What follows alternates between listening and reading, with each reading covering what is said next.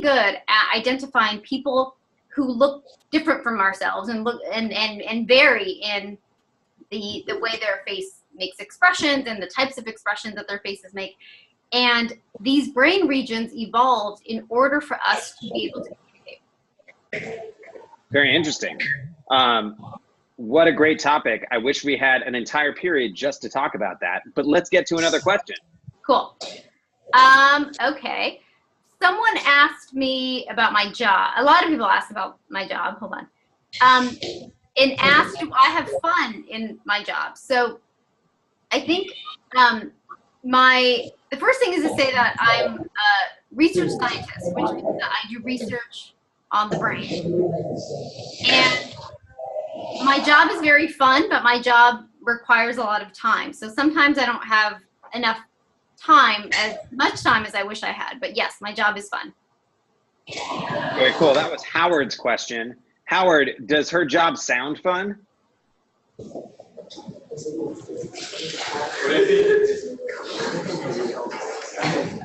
Very cool. Dr. Galvan, is there another question that you wanted to answer? Yeah. So why do the boys laugh when things are not actually very funny? I think that came from Michelle. Yeah, that's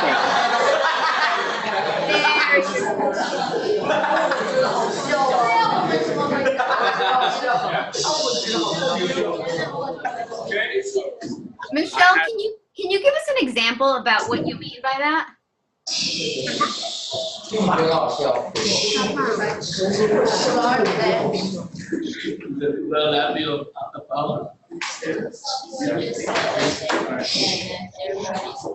You guys, Michelle, you need to be a little bit louder so that we can hear you.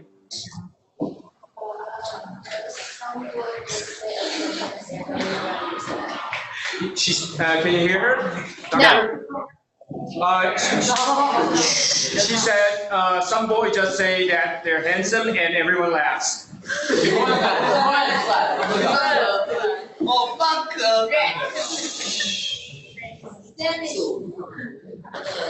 I also want to know why people, boys laugh when things are not funny, why people laugh when things are not funny.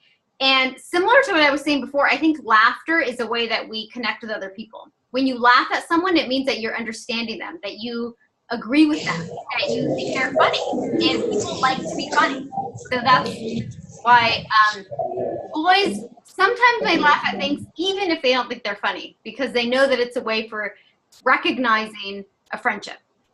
Huh. Great answer. Let's keep going. Any other ones? Okay. Sorry, I can't see them all. Hold on. Okay. Why do I like to play video games? That came from Ryan. So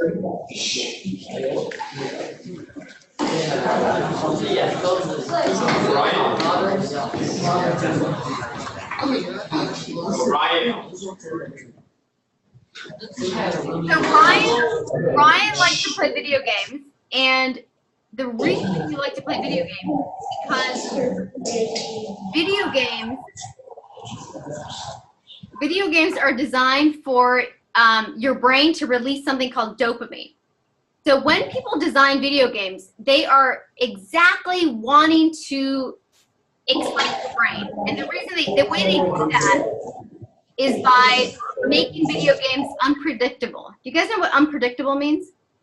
Yeah, it means that you don't know what's going to happen. And so when you don't know what's going to happen, you want to keep trying to make something happen. You want to keep trying to win. And that's very addicting. It's kind of like when sometimes people have a crush on someone. Do you guys know what a crush means? Yeah, I love for someone. Candy crush. Candy crush. Have a crush means to love someone. Yes. Well, it means to like someone.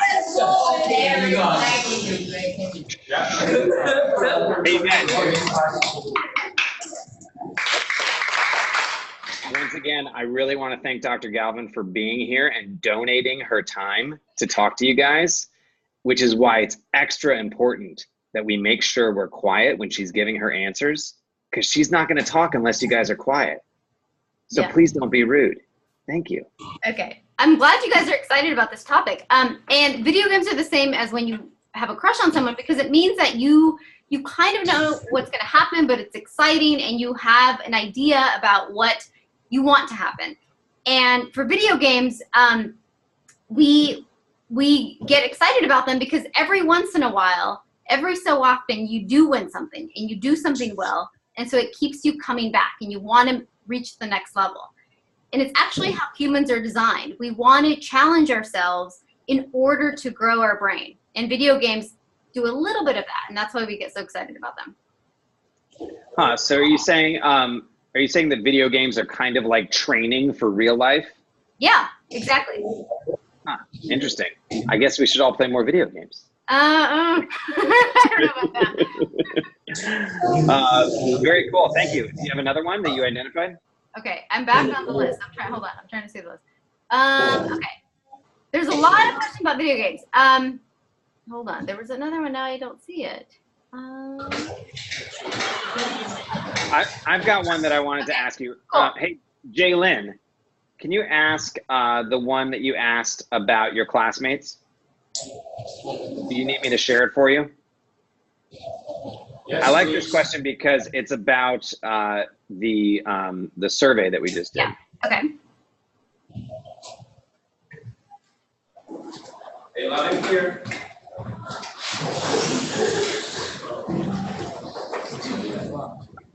Jaylyn, do you think you can read that? Yep.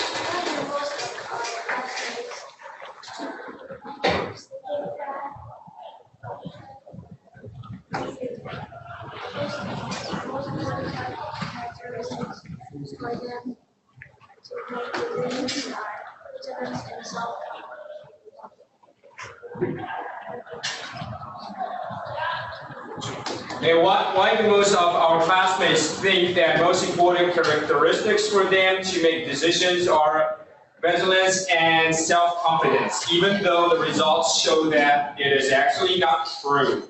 Yeah. This is a really good question because it shows us that this is why we do research, because sometimes we have an idea about the way things work and the way people think, but in reality, the data, as you saw yourself, show that people have different impressions or different ideas about the way things work. So that's kind of a general response about why the data don't always match what we think. But in regarding the specific question about why we think most of our classmates think that the most important characteristics are make decisions or vigilance and self-confidence, is because that's what we think for ourselves. We think that the most important thing is to be vigilant and self-confident, and so we come from a perspective of thinking about how we think is the way other people think. And when you're a teenager, you start to develop something called perspective taking, which means that you start to have improved ways of imagining how someone else will feel. And so as you get older, you start to not assume that the way you think is the way that everybody else thinks. Interesting. Question, have you found in your research that this tends to be the case, that people think that vigilance and self-confidence are more important than these other traits, or was this something that was special to the class? I think the self-confidence was special to the class. I haven't seen that in previous research as emerging as most important.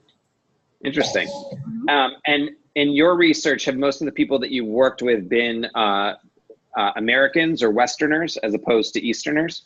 Yes, most people I work with are Americans. They're usually college students or teenagers. So these are, there are different perspectives based on culture also.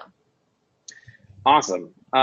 And sorry, I'm asking all the questions, but do you have any colleagues that you know that have done a lot of research in the East with adolescents as well? There isn't that much research in the East. There are some scientists that are studying teenagers all over the world, but not necessarily as much in the East. Huh. Why do you think there's less research about psychology of teenagers in the East? Yeah, it's a really good question. I don't know, but there's a lot of interest in identifying whether or not teenagers are the same no matter where they grow up, or teenagers differ based on where they grow up. And there's some research showing that in teenagers, that research is conducted in the US, in Turkey, in Egypt, in France, you know, many different parts of the world. And they found that whatever is risk-taking in that culture, the teenagers do it. Huh. So, for example, in America, what's risk-taking is taking drugs or alcohol, and that's what teenagers tend to do more so than other people. But in countries where you're not allowed to have conversations with people of the opposite sex, that's what was most risk-taking and most common. That's really interesting. Yeah, I wonder what the risk-taking behaviors are in Taiwan. Well, let's ask them. What do you guys think is like the riskiest, like if you guys were to take a risk, do you guys know what I mean by take a risk? What are some risks that you guys take?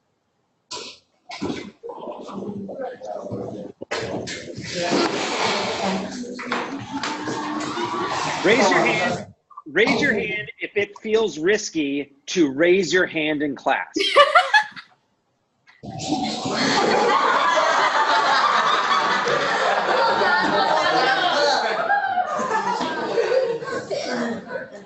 Raise your hand if give me thumbs. Thumbs tend to be better. Do you think it would be like risky or not risky to tell someone that you like them? Risky.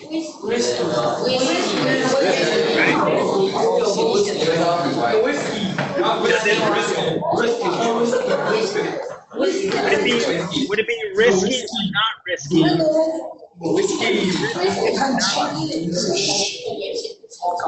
To not study for a test.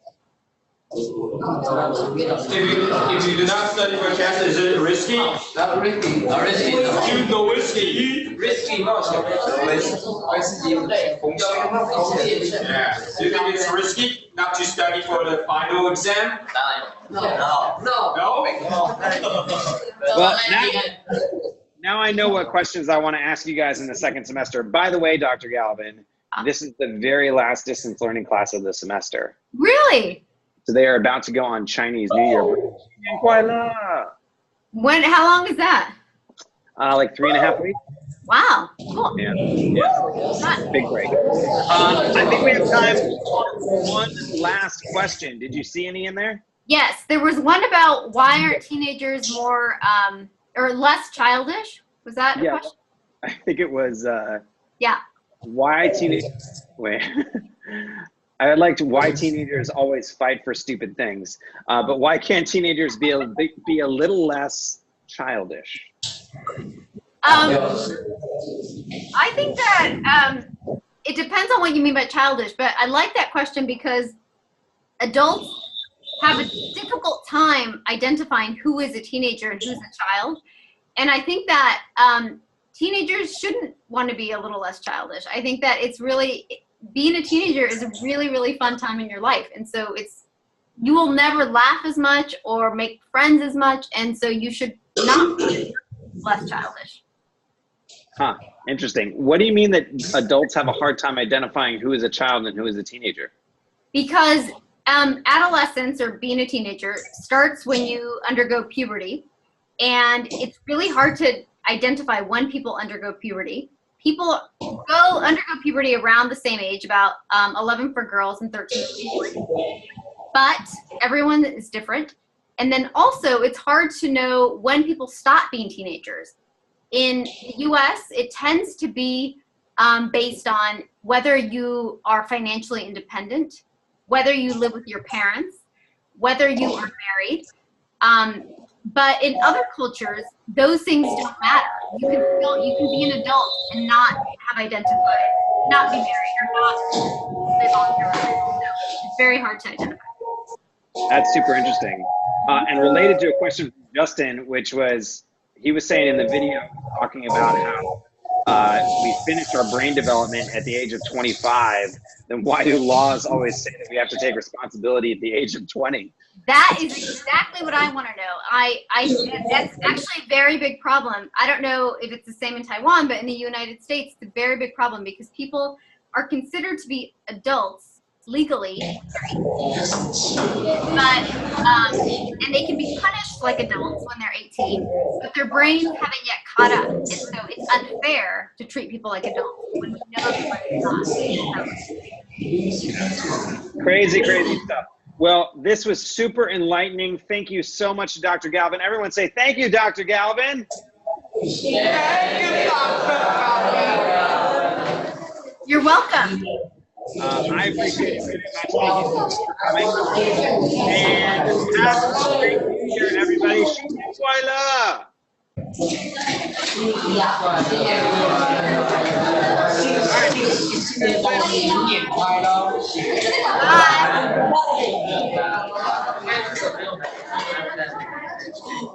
Okay, guys, push in the chairs and take a winner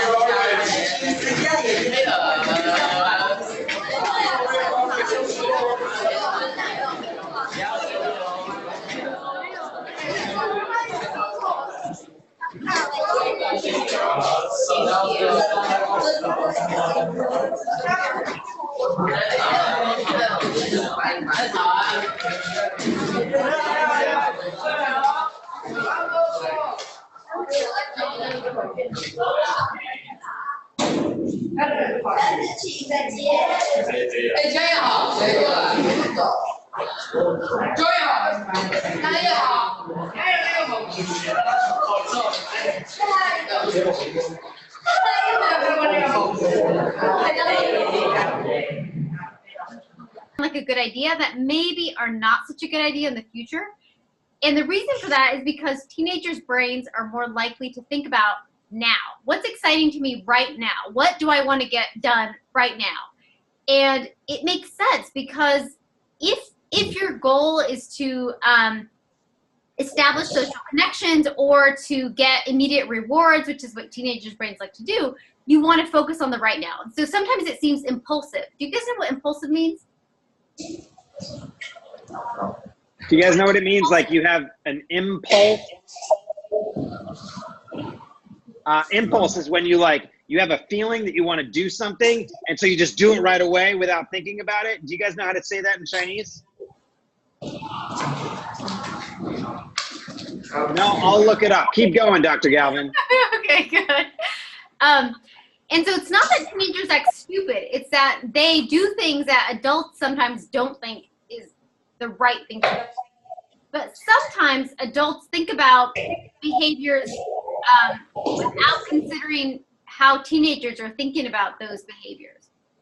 Does that make sense? Wait, say that last part again.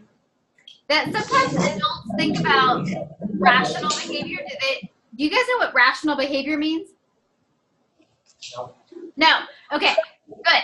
Rational behavior means behaviors that make sense. Behaviors that are your actions that are considered a good idea by adults. And sometimes teenagers don't want to do that because it's not as fun to be rational. You guys agree? What do you guys think? Is it as fun to think about something or to just do it?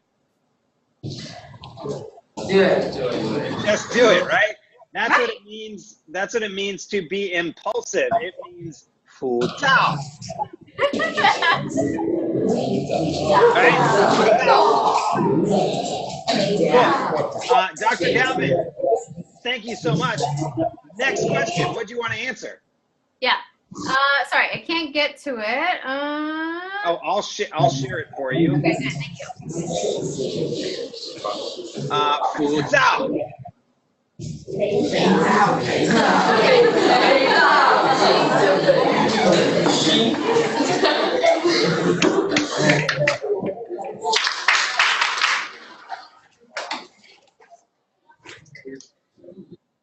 Can you see it now? Yeah, I can see it. You choose one. Okay, I really liked why do teenagers rather play video games than sleep? It's so important. It's because video games are more fun. And what I just said before is that teenagers really like to have a good time. And sleep does not seem so fun as you're trying to sleep. But actually, sleep is so important for your brain development, for growing your brain, for making your brain really strong and healthy. And so teenagers at night like to be awake. It's actually the time of the day when teenagers are most awake is after adults go to sleep. And so when you are about to go to sleep, it's very exciting to be playing video games or on Snapchat or hanging out with your friends. And so sleep seems kind of boring at the time. But we have found in our research that sleep is actually really, really important. And what do you think is the most important thing for you to get good sleep at night? What do you think?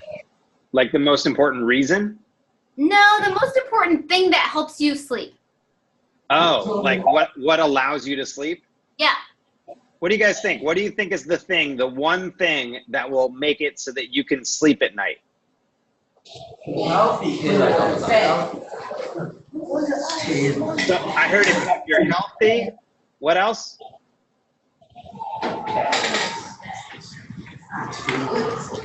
I have a guess, Dr. Galvan. What?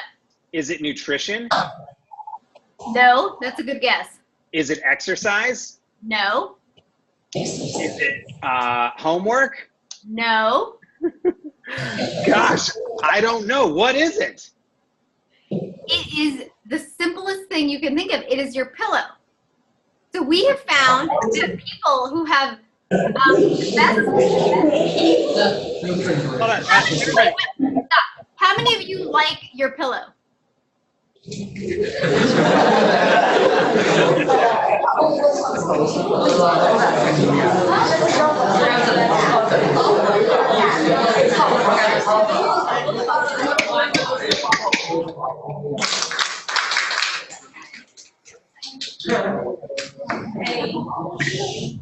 I guess that you guys have never talked about your pillows with each other and never talked about your pillows with your parents. And that's actually very common, that people don't think about how comfortable they are at night. But our research shows that people who have really comfortable pillows have healthier brain development. And it's so simple. And so we're doing a study right now to test whether the type of pillow you have actually improves your sleep and improves your ability to learn and to control your emotions and to have better academic performance. What's the best kind of pillow? I don't know. I want to find out. Oh my God. I know. That's so interesting. I know. It's cool. I love my pillow. You do? I do. I have a great pillow. It's like wait. Do your kids have a good pillow? You have no idea. They will now. Yes, they will. Yes, they will. Well, I want to know what a good pillow means.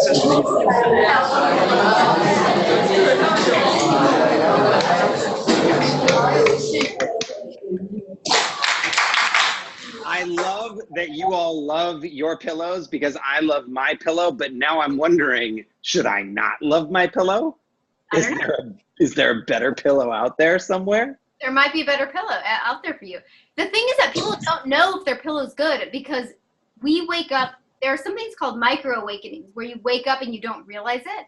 And so we measure how many times people have micro awakenings. And people with bad pillows have like up to 20 micro awakenings a night, which means that you cannot get good sleep if you are waking up that many times. So if you do not like your pillow, go home and tell your parents tonight they need to get you a good pillow. Wait, and so were you measuring that, like whether or not it was a good pillow, were you measuring that based on self-reporting, like people were just saying if they like their pillow or not? No. So we were basing it based on a watch that people wear that measures how many times a night their brain wakes up. And that's how we learned that the people who wake up the most are the ones who tell us they don't like their pillow. Okay, so it is self-reporting that what makes it a good pillow or a bad pillow. Got it. Very interesting. Or maybe it's not that their pillow's bad, they just blame their pillow. Maybe. It might be their mattress. Yeah. Interesting. Okay, moving on to the next question. Henry asked, why do adults stop being childish? Why do adults stop being childish? Yes. Yes. I wonder that too, and I think it's actually kind of sad because people I think people like being childish, but as adults, we're supposed to be formal and professional. And one reason is that until you're about 25, your brain keeps changing. And at some point, you need to have a more adult brain. And an adult brain means being more rational and being more responsible. And so that sometimes does not match with having a lot of fun. So I think adults want to have fun, they just can't. They literally just physically cannot. They're not capable. Sadly, they cannot. That resonates with me. Yeah, me too. For sure. Edmund wants to know, in regards to your job, what's a typical day like? Like, what do you do every day? Yeah, that's a good question. Every day is different. So I have meetings with college students. Sometimes I teach. I think a lot about experiment. I do a lot of writing. So I write a lot of reports about my research, and I write grants. Grants means that we write reports in order to get money from the government to give us money to do our research. So I do a lot of different things. Very cool. Anna wants to know, why do my parents make decisions for me? Why what? Why do my parents make decisions for me? I know. It's a really good question. I think it's because parents think they know better than you. Because parents have experience. What do you guys know what experience means? Yes. What? What is experience? Somebody tell me. Everybody, how do you say experience in Chinese? Yes. Is there anyone?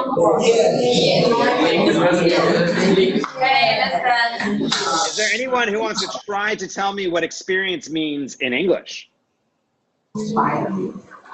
Steven.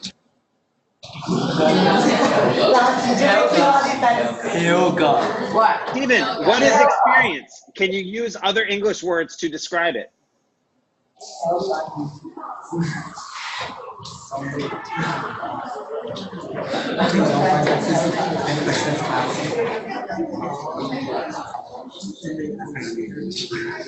Steven, experience is things that, what?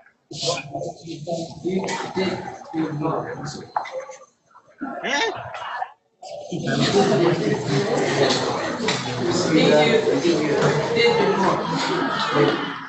Francis, did he say something? Yes. You can say louder. Steven, louder. Things you did before. Not just that, but things you did before. I forget what we were talking about, Dr. Galvan. Yeah. Okay.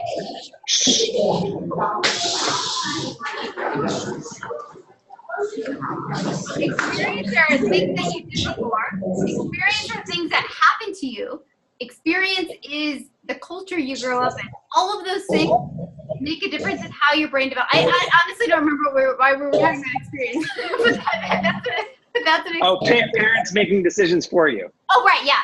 Because parents think that they have had experience that makes them know things that you don't know. And so they want to choose things and avoid mistakes that they have made. But sometimes it's kind of a good idea to learn things for yourself. You guys agree with that idea? Would you guys rather make a mistake and have the bad consequences of making that mistake, but learn from it? Or would you rather your parents protect you so that you don't make the mistake and you don't have the negative consequences, but you don't learn from it? Which one would you want? Who wants to make the mistake? Who wants to not make the mistake and let their parents protect them? Oh. I imagine that's an unpopular opinion to hold in. Very cool. Thank you so much. In relation, 801, 801. You guys are doing such a good job. Wait, how old are you guys?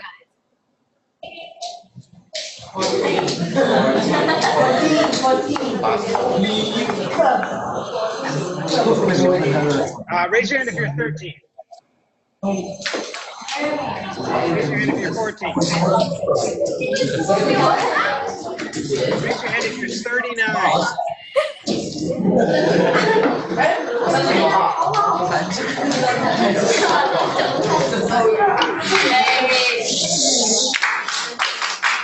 Dr. Galvan, why did you ask that? Because I think it's interesting that people who are 13 and 14 can look very different. Some people look kind of like adults, and some people look a lot younger. You all do look 13 and 14. That is interesting. Connie wants to know. Hey, look at the teacher. Show respect. You guys are slipping a little bit here. Connie wants to know, in relation to the survey that we took, will panic influence her decision? Does panic influence your decision? Yeah, like does it make you make a different decision because you're panicking, or is the panic irrelevant? The panic is very relevant because emotions are very, very important for how we make decisions. If we feel panic, which means that we feel an urgency, or we feel like something is so important that we have to decide right now, this second, then panic can make you choose something that you sometimes wouldn't choose if you had more time. So panic is a feeling that can feel very intense, and that can influence a lot of different things. So yes, very important for decision making. Very cool. Michelle wants to know, why do I spend so much time on the phone?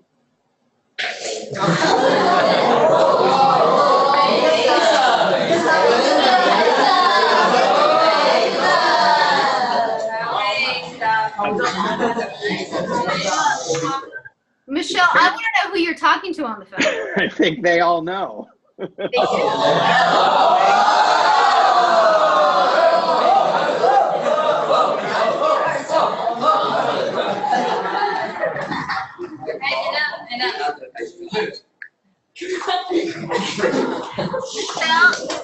Well, my guess is that you're talking to someone who's a student in your school, and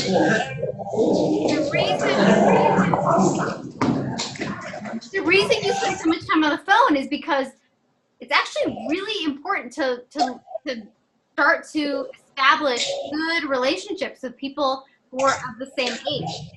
And your brain, when you're a teenager, is really interested in talking to people who are teenagers and not so much adults or people who are younger.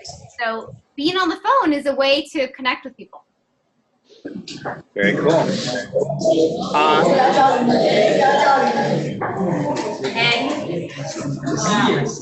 Another Edmund question. Good questions, Edmund. Why are we fascinated by video games, internet, and other things that are connected to Wi-Fi? Yeah, there is a lot of research to understand why the brain is so interested in media. And one reason is that media happens very fast, and the brain likes to learn things really quickly. And if you want to know about something, you can Google it, or you can ask your friend on media. And so we find a lot of satisfaction to getting information really quickly. Is it the same mechanism that like you were talking about in the video, where there's dopamine because you're getting money, or you're getting candy, or risk-taking behavior? It's the same thing? Yes. Whenever something good happens, whether it's getting money or candy or seeing the face of someone you really like, your brain releases something called dopamine, and dopamine makes you feel very happy. And media usually makes us feel very happy or satisfied, and that also releases dopamine. So we want to do it all the time. Question from Eric: is your work dangerous? No, my work is very much not dangerous at all. I would wonder though, I mean, there has to be like, you know, parents have to sign like a waiver when a student or when a high schooler participates in a psychological study. So are there risks for a teenager if they are simply being assessed or simply, you know, participating in a psychological study? Yeah, that's a good question. There are some things that could make people uncomfortable. So we ask a lot of personal questions about people's lives, and some teenagers don't want to tell us about it. And it becomes uncomfortable when teenagers tell us something very personal that they don't want their parents to know. And usually we don't share information with parents, but if the teenager is going to hurt themselves or hurt someone else, we need to report it, which means that we need to tell the parents or the police if they are going to hurt themselves. So in that way, some people find it not dangerous, but uncomfortable. Interesting. I love this question from Mason. Why do I dream when I'm sleeping? I love that question. It is so good.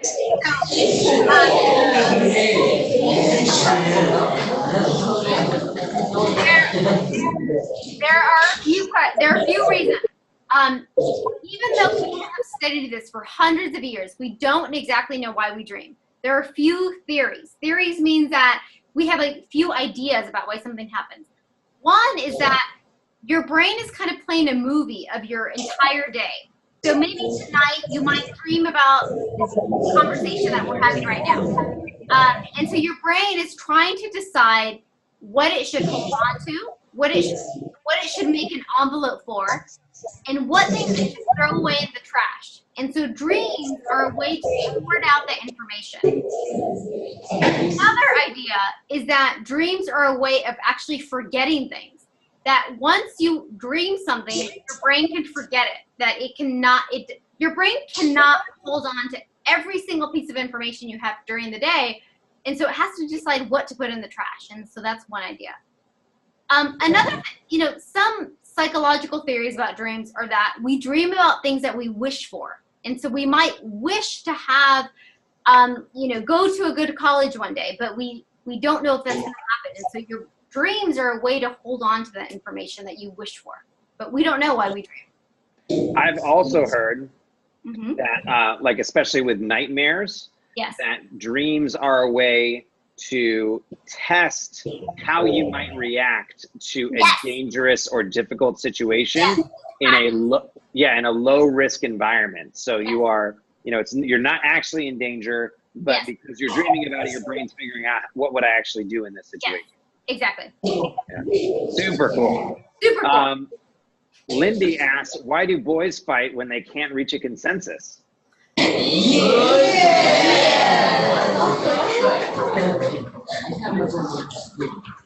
don't know. But, there are some theories or some ideas that do you guys know what testosterone is? No. Okay. Boys and girls have different hormones, different chemicals in their bodies. And one idea is that boys have a chemical that makes them more likely to be aggressive or to be more likely to fight when they try to reach a conclusion, but it's not clear. Interesting. Diego asks, why do I think my parents know nothing about me while they think they know everything about me? Okay. Diego,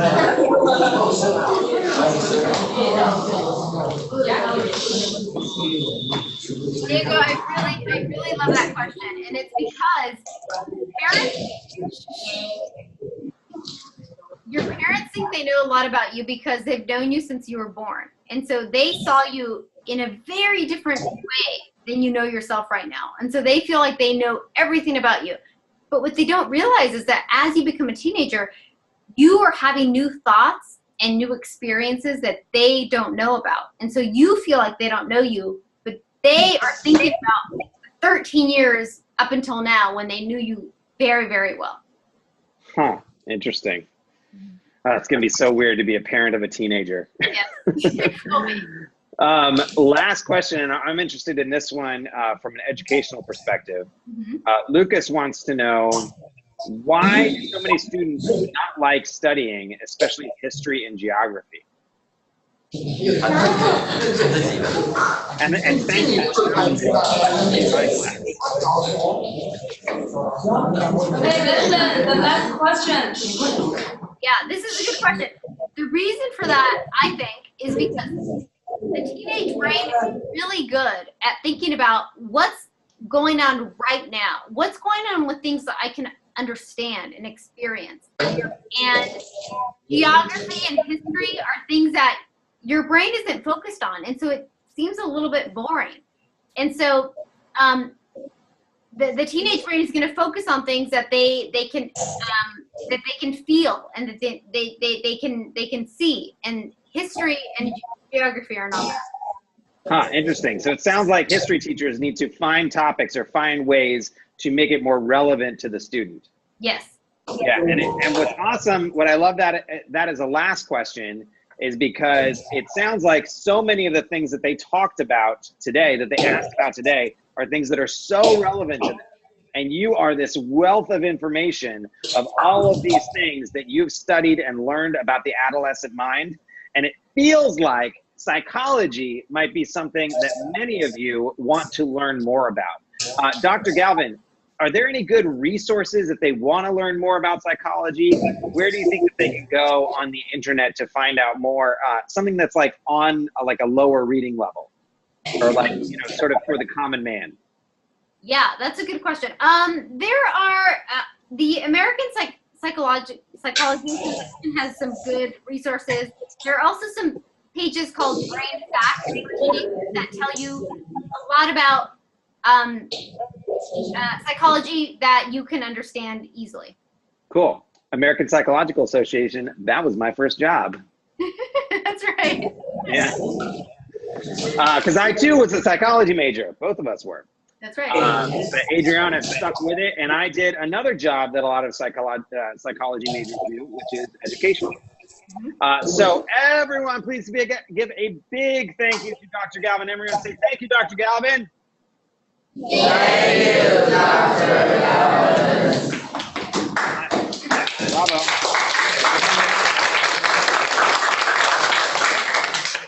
I hope that you guys got as much out of that as I did. Fascinating stuff. Thank you so much. We really appreciate it. 新年快乐，恭喜发财，红包拿来。All right, bye-bye. Bye.